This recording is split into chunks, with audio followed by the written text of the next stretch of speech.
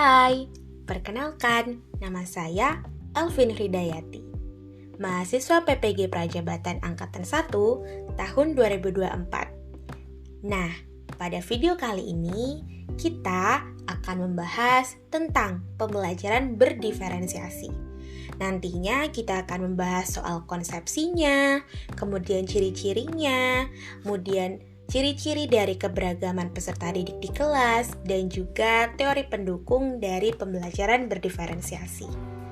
Nah, menurut Tomlinson, pembelajaran berdiferensiasi adalah usaha untuk menyesuaikan proses pembelajaran di kelas.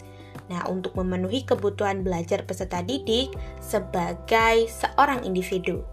Atau bisa dikatakan juga bahwa pembelajaran berdiferensiasi adalah pembelajaran yang memberi keleluasaan dan mampu mengakomodir kebutuhan peserta didik untuk meningkatkan potensi dirinya, disesuaikan dengan kesiapan belajar, minat, dan profil belajar peserta didik yang berbeda-beda.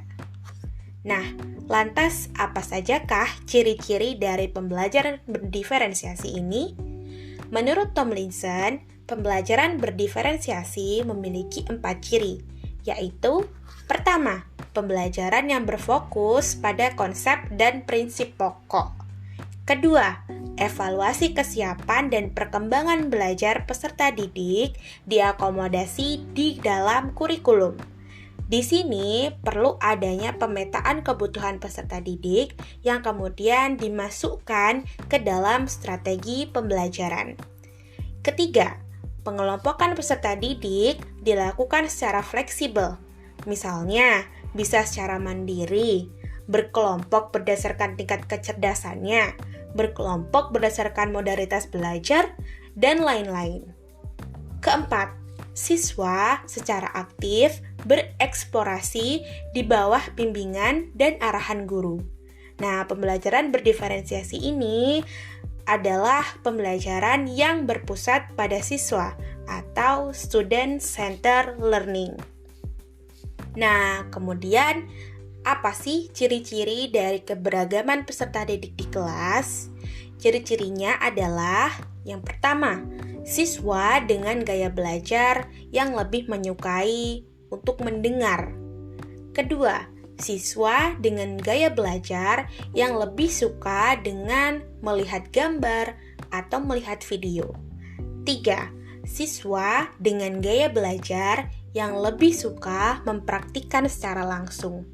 Nah, kemudian apa sih yang menjadi teori pendukung dari keberagaman peserta didik di kelas ini? Teori pendukungnya adalah learning modalities. Learning modalities adalah modalitas dalam belajar atau tipe pembelajar tertentu. Jadi, siswa yang menyukai gaya belajar dengan mendengar atau menerima informasinya akan lebih mudah melalui suara disebut auditory. Kedua, siswa dengan gaya belajar yang lebih suka dengan melihat gambar atau video. Jadi, mereka ini akan lebih mudah menerima informasinya dengan visual atau disebut dengan visual tadi. Yang ketiga, siswa dengan gaya belajar yang lebih suka mempraktikkan secara langsung. Jadi, ada aktivitas fisik dan belajar praktik secara langsung disebut kinestetik. Nah, begitulah yang disebut dengan pembelajaran berdiferensiasi. Jadi, pembelajaran berdiferensiasi ini amat sangat penting dalam pembelajaran di sekolah. Makanya kemudian pembelajaran berdiferensiasi ini ada di dalam kurikulum merdeka yang memungkinkan siswa dan guru untuk dapat merdeka atau bebas untuk menerima informasi dari manapun.